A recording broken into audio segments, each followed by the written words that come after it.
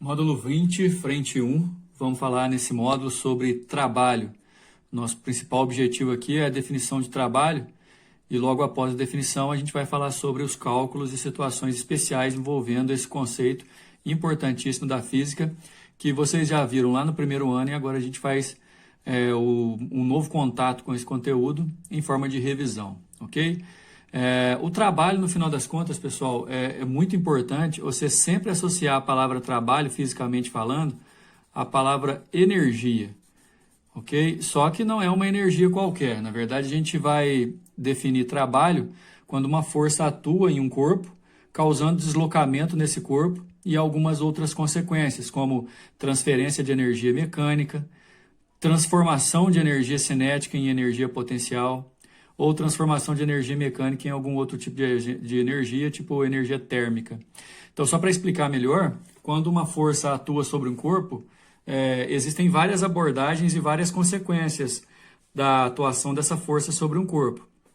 A gente viu, por exemplo, na segunda lei de Newton, que quando existe uma força resultante diferente de zero sobre um corpo, dá para a gente abordar qual vai ser a alteração do vetor velocidade. A gente viu a força centrípeta e tudo mais. Agora, falando sobre força aplicada a um corpo e abordando a questão energética desse fenômeno, a gente define trabalho realizado pela força quando a força atua sobre o corpo, causando naquele corpo um deslocamento. Inclusive, o valor do deslocamento interfere no valor do trabalho, que no final das contas vai ser a energia transferida ao corpo pela ação daquela força especificamente falando. Quando fala energia cinética transformada em energia potencial, o material de vocês, quando coloca isso, já considera que vocês lembram o que é energia cinética e o que é energia potencial, né? Mas só para lembrar, energia cinética é a energia que os corpos armazenam enquanto estão em movimento, e energia potencial, resumidamente falando, é a energia de deformação, quando você estica um elástico, por exemplo, ou energia de posição, quando você ergue um corpo. Aí a gente associa isso ao trabalho da força-peso. Então, pessoal, nesse nosso primeiro parágrafo é importante fazer a síntese de que trabalho é a transferência de energia pela ação de uma força. A força atua causando deslocamento. Do jeito que a força atua, ela pode transferir energia. A quantidade de energia transferida pela ação de uma força a gente chama de trabalho. Matematicamente falando, pessoal, a gente trabalha com duas grandezas vetoriais, que é a força e o deslocamento, só que a gente trabalha só com o módulo dela, no que a gente chama de produto escalar de vetores, que o produto escalar, inclusive, usa o ângulo entre os vetores, na verdade, mais precisamente o cosseno do ângulo.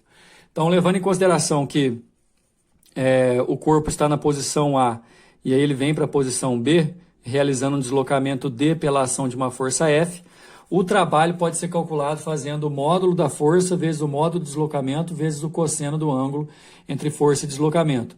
Nesse caso, pessoal, importantíssimo isso aqui, ó. Você vai usar essa fórmula quando a força for constante e seu ponto de aplicação sofre um deslocamento e, enfim, novamente, o ângulo também é importante. Quando a força for variável, a definição de trabalho, o cálculo é feito de uma forma diferente, numa função matemática que a gente chama de integral, só que aqui no ensino médio a gente vai trabalhar de outra forma, mais baseada em área de gráfico. No caso de forças variáveis, o cálculo do trabalho pode ser feito também com o auxílio do teorema da energia cinética, que a gente vai ver daqui a pouco, e o trabalho de uma força constante não depende da trajetória do móvel entre os pontos A e B, ou seja, o deslocamento é o que importa, não importa se ele foi deslocando em forma ondulatória, se ele foi em zigue-zague, não interessa. Saiu de A e veio para B, realizando um deslocamento D, pela ação de uma força F constante, você consegue usar essa fórmula para calcular o trabalho. Uma coisa que vai ser muito importante também para a gente, e inclusive associar para os próximos conteúdos, o trabalho da força-peso. Pessoal, vamos guardar uma outra característica da força-peso também, que a força-peso é uma força conservativa. A força conservativa ela tem por característica não depender de trajetória para realizar trabalho.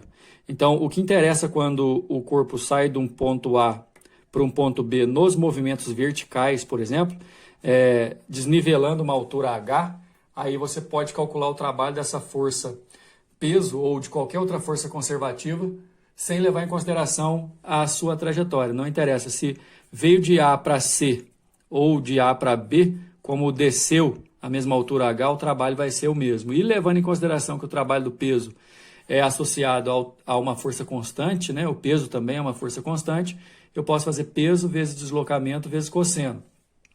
Só que aí é o seguinte, o peso é massa vezes gravidade. E como a gente vai priorizar a questão da altura, né? Aqui se eu olhar para esse triângulo que formou, o deslocamento é a hipotenusa, enquanto a altura é o cateto adjacente, a gente vai poder trocar esse D cosseno aqui, ó, por altura. E aí, no direto ao ponto, pessoal, o trabalho do peso, basta você multiplicar peso vezes altura. Esse trabalho não depende da trajetória, porque o peso é uma força conservativa. Outra coisa importante. Trabalhos podem ser positivos ou negativos, depende se a força está imprimindo energia ao corpo ou se está retirando energia do corpo. É o que a gente chama de trabalho motor, quando é positivo, ou trabalho resistente, quando é negativo. Por exemplo, o atrito realiza trabalho resistente.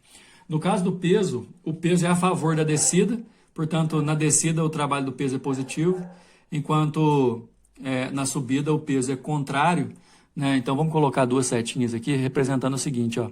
Se o corpo tiver velocidade para cima, ou seja, se ele estiver subindo, o trabalho do peso vai ser negativo, porque o peso é contrário à subida. Se ele estiver descendo, vamos desenhar aqui um vetor velocidade indicando que o corpo está descendo, aí o trabalho é positivo. Peso é uma força especial, forças constantes, você calcula o trabalho fazendo F vezes D vezes cosseno. No caso do peso, você vai direto em massa vezes gravidade vezes altura. Positivo na descida, negativo na subida. O que faz uma alusão à questão do ângulo, né? Quando o cosseno é positivo, que aí são ângulos agudos, quando o ângulo entre a força e o vetor de deslocamento é agudo, o trabalho é positivo, quando o ângulo é obtuso, o trabalho é negativo. Basicamente assim, pessoal. Então aqui, ó, um ângulo menor que 90, o cosseno é positivo, um ângulo maior que 90, o cosseno é negativo, né? Por exemplo, quando a força é completamente contrária ao deslocamento, aí a gente joga um ângulo de 180 graus, né? Por isso que a gente vai ter duas formalizações. Num corpo de subida, quando a velocidade do corpo é para cima, o trabalho do peso é negativo. Num corpo de descida, quando a velocidade é apontada para baixo, o trabalho do peso é positivo. Ainda sobre o assunto que diz respeito à questão do peso, quando o trabalho de uma força F entre dois pontos A e B não depende da trajetória, porque a força F é chamada força conservativa. Forças constantes para nós serão conservativas e a força peso, assim como a força eletrostática, também são consideradas forças conservativas. Aí a importância é que, quando uma força é conservativa, é que ela não muda o seu comportamento. O comportamento dela é independente da questão que você está analisando. Por exemplo, o peso. O peso é sempre vertical para baixo, não tem discussão em qualquer situação. É uma força conservativa, porque o seu trabalho não depende da trajetória. O trabalho nulo, ou seja, quando a gente coloca trabalho igual a zero, tem várias situações que a gente pode ir direto ao ponto que, mesmo que haja a aplicação de uma força, eventualmente não vai ter, por exemplo, o deslocamento, né? Então, assim, você tem várias maneiras de olhar para uma situação e identificar que o trabalho ali é nulo. Lembrando, pessoal, que o trabalho depende de força, de deslocamento e do cosseno do ângulo. Olhando para essas três situações, a gente consegue definir trabalho nulo em alguns casos específicos. Força nula, obviamente, se não houver força, não tem trabalho. Deslocamento nulo, você pode levantar aí e ficar empurrando a parede do teu quarto aí o tempo inteiro, realizando a máxima força que você puder, força vai ter, não vai ter deslocamento, então não tem trabalho. Então, ó, trabalho nulo quando a força é nula, trabalho nulo quando o deslocamento é nulo. E quando a força é perpendicular ao deslocamento, ou seja, imaginando o deslocamento na horizontal e a força na vertical, por exemplo, o ângulo é de 90 graus, o cosseno de 90 é zero, aí o trabalho fica nulo também. Essa situação aqui é extremamente importante para você entender o seguinte, que se o corpo está deslocando na horizontal, por exemplo, uma caixinha que sai de um ponto para outro, assim, ó, fazendo deslocamento na horizontal, é certeza que o trabalho do peso é zero, até porque não tem altura, o peso vai formar sempre 90 graus com a horizontal e assim vai. ok? Quando o deslocamento é horizontal, a força-peso não realiza trabalho. A reação normal, que vai ser perpendicular ao deslocamento, também nunca vai realizar trabalho. A componente centrípeta, que também, isso aqui é importantíssimo, ó, trabalho da força centrípeta, sempre zero, porque o ângulo dela com deslocamento de direção radial é sempre 90 graus. Como eu disse anteriormente, o trabalho ele mexe com duas grandezas vetoriais, força medida em Newton e deslocamento medido em metros. O cosseno não tem unidade de medida, mas Newton vezes metro é a mesma coisa que Joule. Como já ficou definido também, pessoal, Joule minúsculo, né, que é o nome da unidade de medida, não é o sobrenome do famoso Joule, mas em homenagem a ele, né? Mas o Joule é a medida genérica de energia, medida do Sistema Internacional de Energia, é o Joule. Então a gente vai usar sempre Joule para calcular trabalho. Bom, e lembrando que a energia cinética é a energia de movimento, todo o corpo que está em movimento armazena energia na forma de energia cinética, que pode ser calculado por mv²/2. Quando mais de uma força atua num corpo, né, duas ou mais forças atuando num corpo, a gente pode criar a ideia de força total. E aí o trabalho da força total, como trabalho, apesar de mexer com grandezas vetoriais, trabalha energia e, portanto, uma grandeza escalar, não esquece, trabalha escalar. Para você somar vários trabalhos, basta somar algebricamente. E o teorema da energia de cinética diz o seguinte, que o trabalho total, né, a soma de todos os trabalhos das forças que atuam no corpo, é igual à variação da energia cinética, ou seja, a energia cinética final menos a energia cinética inicial. Energia cinética final que está associada à velocidade final, energia cinética que está no início associada à velocidade inicial. Então, pessoal, o teorema da energia cinética diz o seguinte, que se houve variação na velocidade, se houve variação no módulo da velocidade, ganho ou perda de energia na forma de energia cinética, significa que houve realização de trabalho ali, e o tanto que essa energia variou é exatamente o valor do trabalho total. O TEC, né, que é a teoria da energia cinética, pode ser usado para qualquer tipo de força resultante, sendo ela constante, variável, conservativa ou dissipativa. E aí, confirmando então, o trabalho da força resultante é a variação da energia cinética final menos inicial. Daí, pessoal, alerta, colocar uma estrelinha aqui para dizer o seguinte, aquela fórmula que a gente estava vendo só serve para trabalhos de força constante. Aqui no terceiro ano do ensino médio, infelizmente, a gente não vai mexer com integrais de função para poder calcular trabalho, mas tem uma outra saída. Quando o gráfico te mostra a força variando com o deslocamento, a área relativa ao gráfico e ao eixo do deslocamento dá para a gente, numericamente, o trabalho, ok? O módulo do trabalho.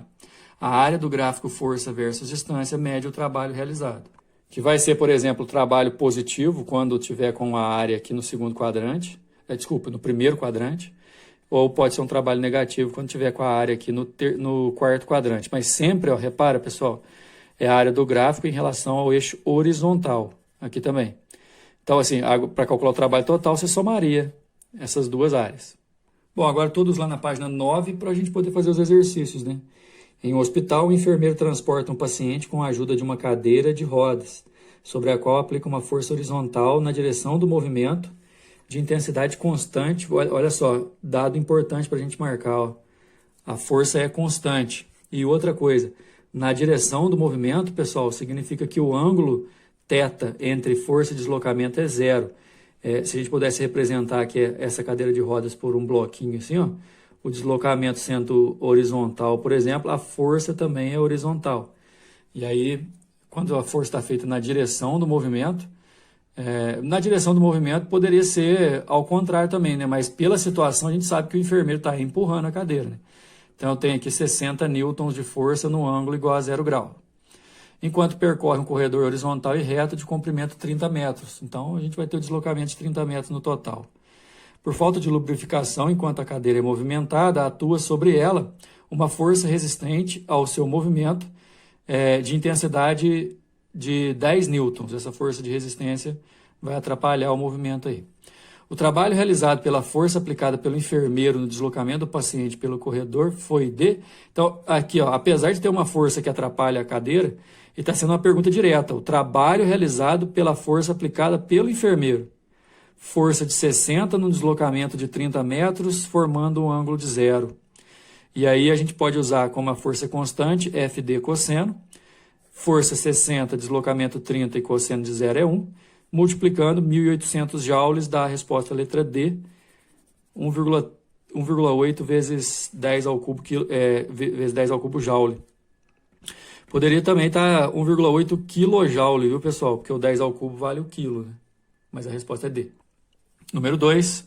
Do alto de um penhasco, uma pedra de massa 200 gramas é solta a partir do repouso, demorando 6 segundos para atingir o solo. Desprezando qualquer influência do ar e considerando a gravidade igual a 10, o trabalho realizado pelo peso da pedra... Bom, aí se a gente imaginar que a pedra foi abandonada do penhasco com uma velocidade inicial 0, né? Abandonada a partir do repouso, e ela caiu até lá embaixo no penhasco, descendo uma altura que eu posso chamar de H, né? Levando em consideração a massa dela, que é de 200 gramas, como ela vai ter um movimento de queda, a velocidade vai estar para baixo, e o peso dela também é para baixo, eu já posso garantir que o trabalho do peso aqui vai ser positivo. O peso é sempre a favor da queda. Só que para calcular o trabalho do peso, vamos lembrar, eu preciso de massa, gravidade e altura. Massa e gravidade eu já tenho. Para descobrir a altura, eu posso fazer função horária do deslocamento do movimento uniformemente variado, já que a gravidade é constante. Eu posso chamar o ΔS de H. Como foi abandonada a partir do repouso, esse termo aqui vai sair. Gravidade 10 sobre 2 vezes t ao quadrado, demorou 6 segundos para cair. 36 vezes 5 dá 180, a altura é 180 metros. Então, eu tenho um corpo de 200 gramas, 0,2 kg. Com a gravidade valendo 10 e caindo por uma altura de 180, basta eu multiplicar, que eu calculo o trabalho da força-peso positivo igual a 360 joules, que é a nossa letra E. Número 3. Um corpo pequeno e esférico de massa 5 kg é solto do alto de um prédio de 30 metros de altura a partir do repouso, conforme a figura. Olha só, aqui a gente já tem altura, velocidade final, inicial e velocidade final. Muito bom. Aqui a gente vai ter energia cinética inicial, aqui a gente vai ter energia cinética final, dá para usar bastante coisa. Ao atingir o solo, a velocidade escalar do corpo é de 20 metros por segundo. Considerando-se que a trajetória desse corpo foi vertical e que a aceleração da gravidade local vale 10, o módulo do trabalho realizado pela força de resistência do ar durante toda a queda foi D. Bom, a gente vai provavelmente achar o valor da força de resistência, do trabalho da força de resistência, um valor negativo, mas ele está pedindo em módulo. Agora, eu queria que vocês imaginassem, então, aqui, ó, eu vou desenhar aqui do lado, mas imaginando nessa vertical. Esse objeto caindo, né, o peso apontado para baixo e a força de resistência do ar, que eu vou chamar de F, apontado para cima, enquanto o objeto cai. Então, eu tenho duas forças, portanto, eu vou ter dois trabalhos. Eu vou ter o trabalho da força F, que é o que o exercício está pedindo, e o trabalho da força peso. As duas juntas podem ser associadas como trabalho de os dois juntos, né, melhor dizendo, os dois trabalhos, podem ser associados como trabalho da força resultante, que é a variação da energia cinética. Aí a gente tem a seguinte situação: o trabalho total é energia cinética final menos inicial. Lembrando que a energia cinética é massa, velocidade ao quadrado sobre 2. Trabalho do peso mais o trabalho da resistência do ar, que é o trabalho total, vai ser massa, velocidade final ao quadrado sobre 2 menos massa, velocidade inicial ao quadrado sobre 2. Só que esse termo aqui a gente já pode eliminar, porque como a velocidade inicial era 0, a energia cinética também lá era 0. Agora, trabalho da força-peso é massa, gravidade, altura e positivo porque o corpo está descendo. E o trabalho da força do ar a gente não tem, né? E mv final ao quadrado sobre 2 é o que ficou na nossa equação. O corpo tem 5 kg, a gravidade é 10 e a altura é 30. O trabalho do ar eu vou calcular. 5 é a massa, 20 ao quadrado a velocidade que ele chega aqui embaixo, sobre 2. Nesse caso aqui, ó, 20 ao quadrado dá 400. Vezes 5 dividido por 2 dá 1.000. Aqui dá 1.500. Jogou para o outro lado, ó, o que a gente já suspeitava. O trabalho de resistência é sempre negativo. Deu menos 500. ou menos 5 vezes 10 ao quadrado. Como ele pediu em módulo, a resposta é B, 5 vezes 10 ao quadrado. Número 4. Um bloco que se assemelha a um ponto material de massa 1 kg encontra-se inicialmente em repouso sobre uma superfície plana e horizontal, a qual oferece um atrito cinético de coeficiente 0,50, quando é submetida à ação de uma força de módulo F que varia ao longo da posição X do bloco, conforme o gráfico abaixo. Nossa, muita informação para começar o exercício. Primeiro, encontra-se em repouso, a velocidade inicial é 0. Só de ler aqui a gente já tem certeza que vai ter um atrito. Além disso, uma outra força empurrando esse bloco, realizando o trabalho de acordo com esse deslocamento de gráfico aqui. X, vocês podem, por favor, entender como D também, de deslocamento. Adotando-se para o módulo de aceleração gravitacional local 10, é correto afirmar que entre as posições 0 e x igual a 12, ou seja, todo o gráfico aqui, o máximo valor da velocidade escalar atingida pelo bloco vale em metros por segundo.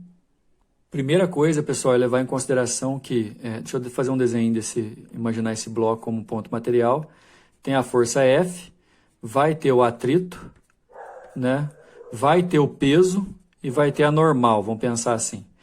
Peso e normal não realizam trabalho por conta de que elas são perpendiculares ao deslocamento horizontal.